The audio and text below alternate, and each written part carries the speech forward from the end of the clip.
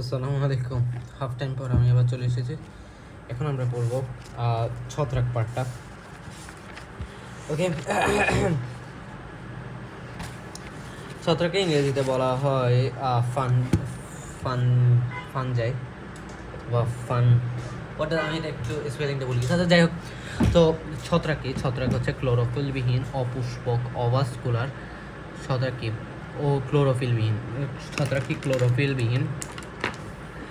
আচ্ছা দেখো, আমি আবার শুরু করছি। ছত্রাক হচ্ছে ক্লোরোফিলবিহীন, বহুকোষী, অভাস্কুলার, হাইফি সমৃদ্ধ, মাইসিলিয়াম দ্বারা গঠিত হেটারোট্রফিক সুকেন্দ্রিক জীব যারা শ্বসন প্রক্রিয়া খাদ্য গ্রহণ করে থাকে।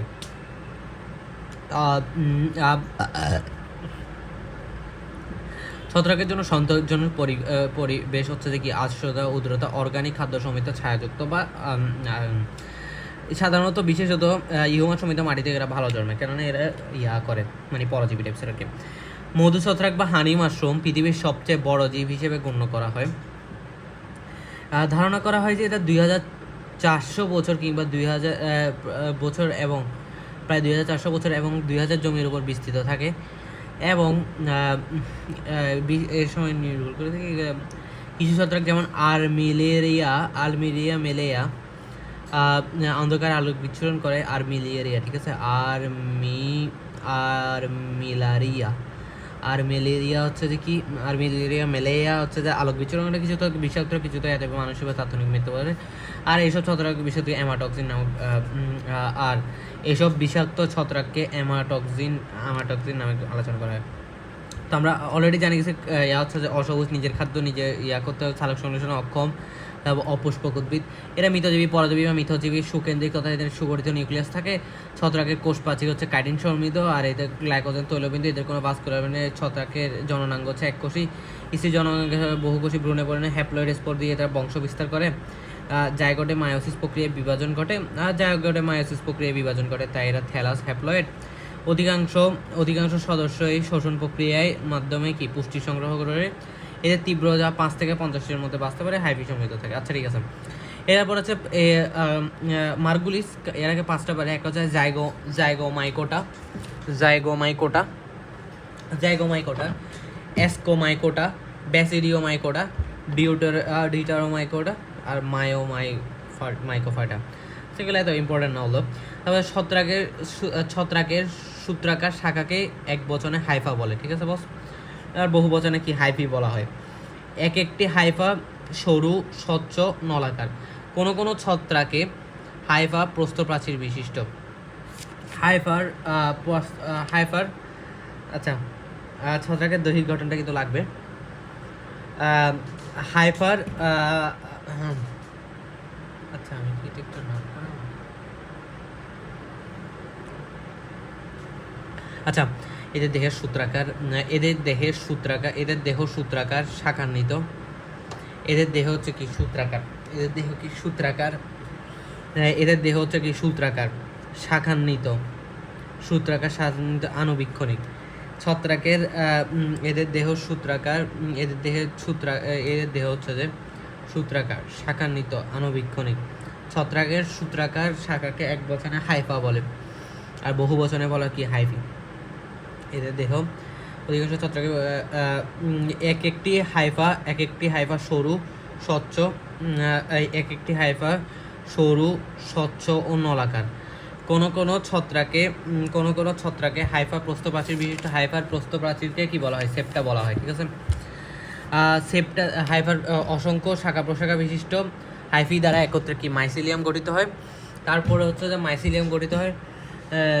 মাইসিলিয়ামে অবস্থিত অনেকগুলো হাইফি প্রস্থপ্রাচীর বিহীন এবং বহু নিউক্লিয়াস বিশিষ্ট, তাকে সিনোসাইটিক মাইসিলিয়াম বলে। এটা যেমন স্যাপ্রোলেক নিয়ে একটা ওয়ান অফ দ্য তারপর হচ্ছে কোষে একাধিক নিউক্লিয়াস থাকে, এটা সিনোসাইট বলে। আর পোষক দেহ থেকে শোষণকারী হাইফাকে হস্টোরিয়াম বলে। ওকে বস, ফর এক্সাম্পল আসে ফিওফাইটা, ঠিক আছে, ফিথোফোরা, ঠিক আছে। পরিবেশ থেকে খাদ্য শোষণকারী হাইফাকে রাইজোয়েড বলে। পরিবেশ থেকে খাদ্য সংগ্রহণকারী হাইফাকে কি বলা হয়? রাইজোয়েড বলা হয়। কোনো উচ্চ শ্রেণীর ছত্রাকে মাইসিলিয়াম শক্ত রশির মতো গঠন করে। কোনো উচ্চ শ্রেণীর ছত্রাকে মাইসিলিয়াম শক্ত রশির মতো গঠন সৃষ্টি করে, যাকে রাইজোমর্ফ বলে। যেমন এগারিকাসে কিন্তু আমরা এটা দেখতে পারি। ওকে বস। আর তারপর হচ্ছে যে এদেরকে মাইকোরাইজাল ছত্রাক বলে। Wait a minute. কোনো উচ্চ শ্রেণীর উদ্ভিদের সরু মূল বা মূলরোমের চারদিকে অভ্যন্তরে নির্দিষ্ট ছত্রাক জালের মতো বেষ্টন করে রাখে। এদেরকে বলা হয় মাইকোরাইজাল ছত্রাক। ওকে, এক্সাম্পল আছে। আচ্ছা, তারপর হচ্ছে মিথজীবী আলোচনা। উদ্ভিদ মূল ও ছত্রাকের মধ্যকার এমন মিথজীবী আচরণ বা অ্যাসোসিয়েশনকে বলা হয় কি মাইকোরাইজাম। যেমন অ্যামানিটা। সঞ্চিত খাদ্য, তেলবিন্দু যা আছে ওটা পড়ছি। আচ্ছা, ছত্রাকের কোষীয়করণ। ফার্স্ট আছে কোষপ্রাচীর। বিভিন্ন ছত্রাকের কোষপ্রাচীরে পার্থক্য থাকলেও এটা মোস্ট অফ দ্য টাইম এটা কি কাইটিন সমৃদ্ধ হয়। কাইটিন হচ্ছে একটা জটিল পলিস্যাকারাইড। ওকে বস। প্রোটোপ্লাস্টকে সংরক্ষণ করে এর প্রধান কাজ। আচ্ছা, তারপর হচ্ছে প্রোটোপ্লাস্ট। কোষপ্রাচীর দ্বারা পরিবেষ্টিত সমন্বয়কে প্রোটোপ্লাস্ট বলে। কোষঝিলি সাইটোপ্লাজম। সরি, অনেক বেশি আছে, অনেক বেশি বলতে টাফ হয়ে যাবে।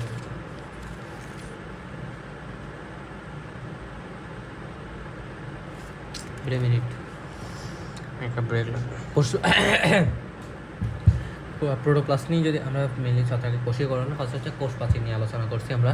পরবর্তীতে আসছে কি প্রোটোপ্লাস্ট হচ্ছে কোষপ্রাচীর দ্বারা পরিবেশিত সমুদয় জীবিত পদার্থ হচ্ছে প্রোটোপ্লাস্ট।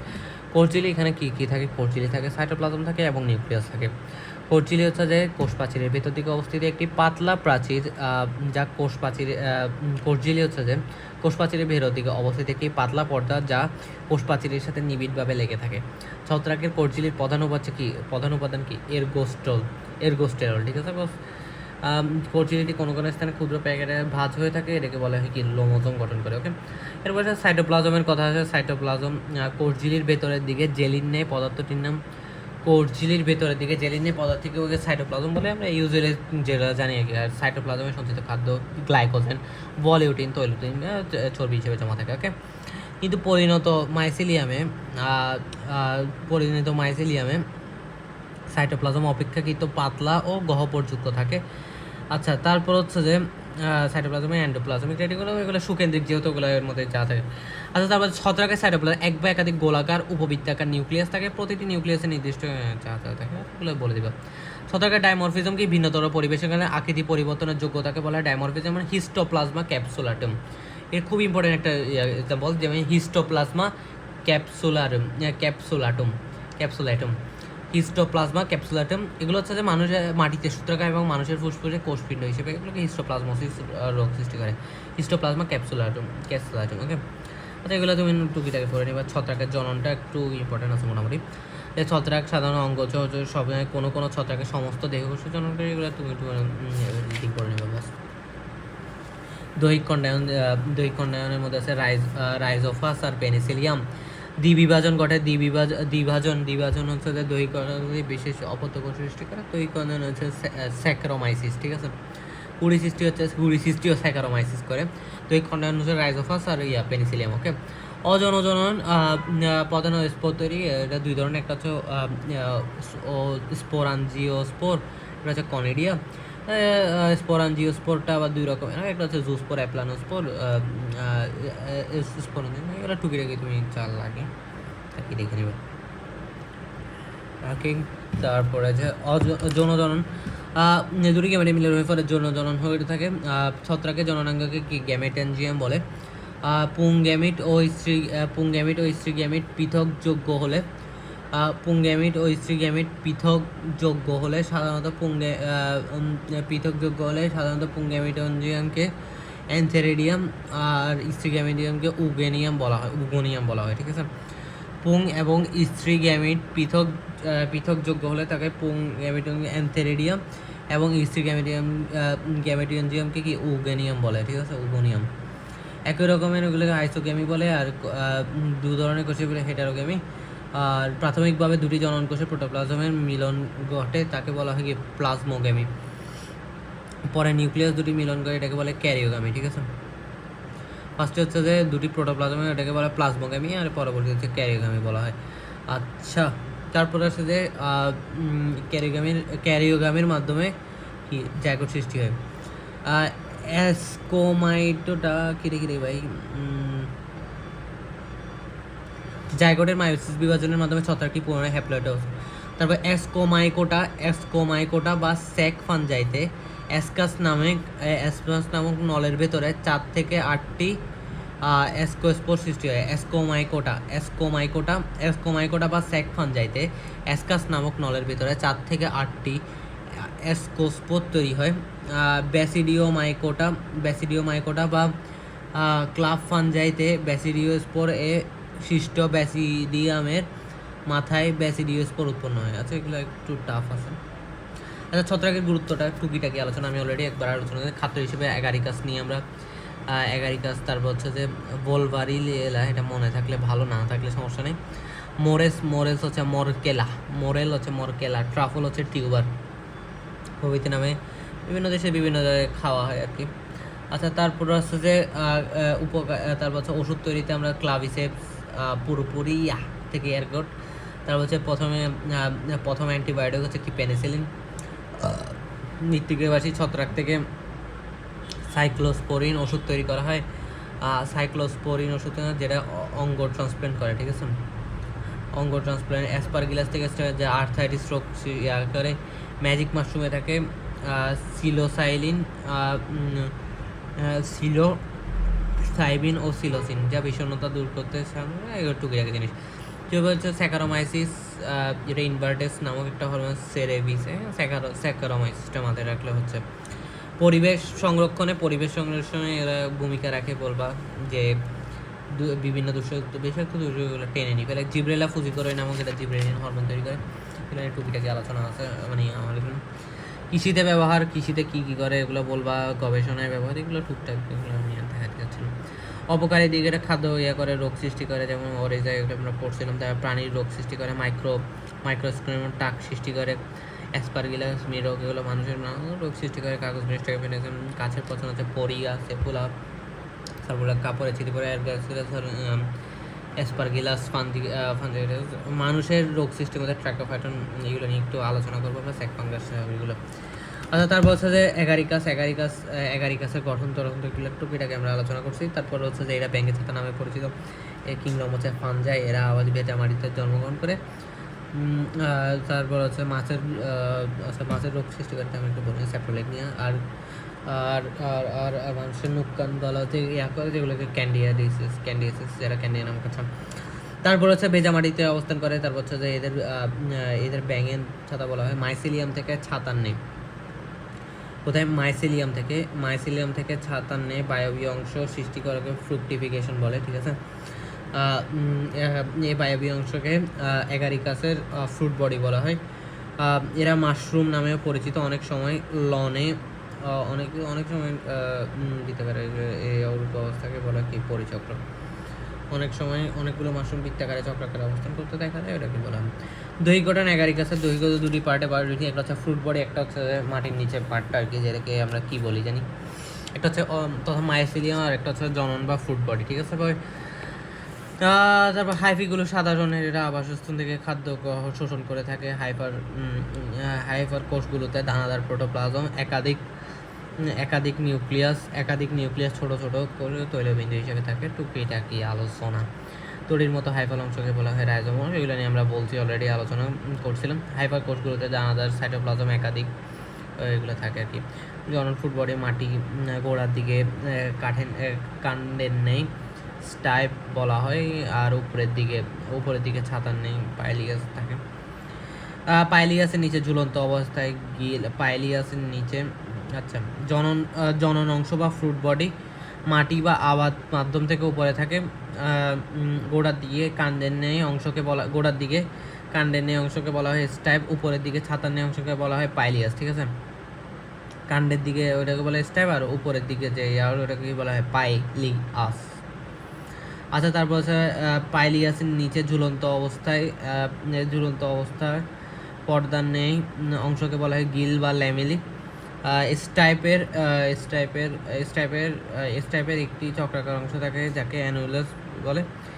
ল্যামেলিতে অসংখ্য ব্যাসিডিয়া সৃষ্টি হয়। ওকে, গিলের অন্তর্গ্রহণে আমরা তিনটা পার্টে ভাগ, একটা হচ্ছে ট্রমা, সাবহাইমেনিয়াম, একটা হচ্ছে হাইমেনিয়াম।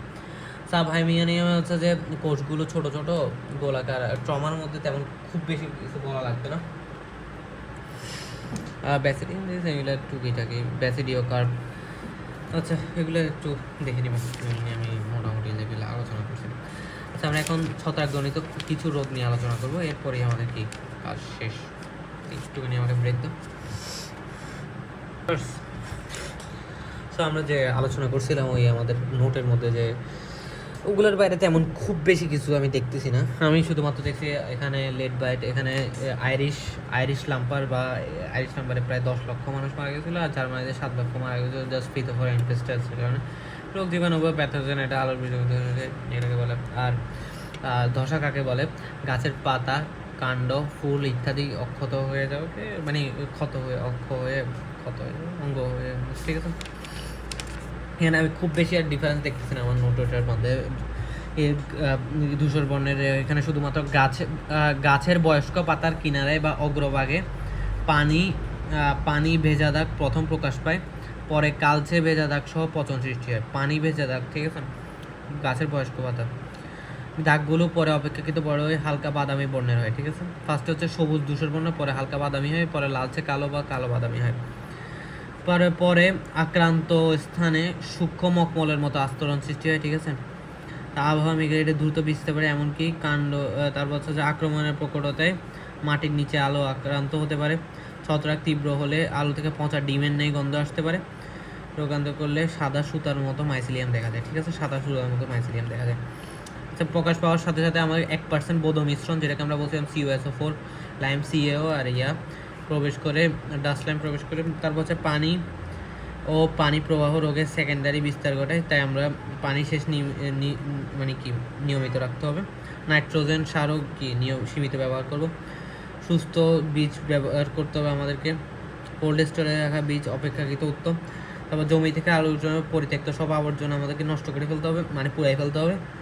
তারপর হচ্ছে 1-2 বছর পর চাষ করলে মোটামুটি আর চান্স কম। ছত্রাক প্রতিরোধী জাত ইউজ করব।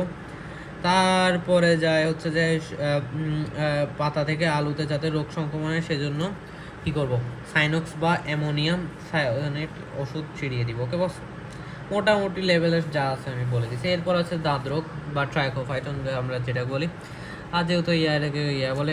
আচ্ছা, সুপ্তিকাল হচ্ছে যে 3 থেকে 5 দিন। মাথার ক্ষতির অপেক্ষাকৃত একটু মারাত্মক হয়। তারপর হচ্ছে যে প্রথমে ছোট ছোট লাল গোটা হয়, সামান্য চুলকায়, পরে আক্রান্ত হয়ে বাদামি অঙ্গের আইস হয়ে বৃত্তাকারে বাড়তে থাকে। পরে সুনির্দিষ্ট কিনারা সহ বৃত্তের আকার বৃদ্ধি পেতে থাকে, মাঝখানে ত্বক স্বাভাবিক হয়ে আসে। চুলকানোর পর আক্রান্ত স্থানে জ্বালা হয়, আঠালো রস বেড়ে, মাথার স্থানে স্থানে চুল উঠে যায়, নখের রং পরিবর্তন হয়, প্রায়শই রোগ বিস্তার হচ্ছে পোশাকক্রান্ত এগুলোর মাধ্যমে হয়। আর অ্যান্টিফাঙ্গাল ক্রিম, ওই আমি যেগুলো বলছি ওগুলো জাস্ট টুকিটাকি একবার ডিভাইস দিয়ে দিবা, সরি। তারপর হচ্ছে ক্যাসিয়াল, এটা তেমন কিছুই নেই, আমি মোটামুটি লেভেলের সব কিছু ধরেছি। সো আসসালামু আলাইকুম, আমি আসলে ফাইনাল দেখবো জাস্ট ভাই, এটা 18 মিনিটে বেশি করি না, নাহলে আর কিছু টপিক একটু আলোচনা করতাম। ওই টপিকগুলো তুমি দেখে নিবা ইনশাল্লাহ। ঠিক আছে, আল্লাহ হাফেজ। আমাদের বায়োলজি মোস্ট প্রবলি আচ্ছা আর 2টা ক্লাস আসতে পারে। একটা হচ্ছে যে বায়োফাইটার টেরিডোফাইটার মধ্যে একটা আসতে পারে, আর একটা আসতে পারে ওইটা কি বলে কোষ রসায়ন, যেটা শুধু MCQ স্পেশাল। ওকে, আসসালামু আলাইকুম।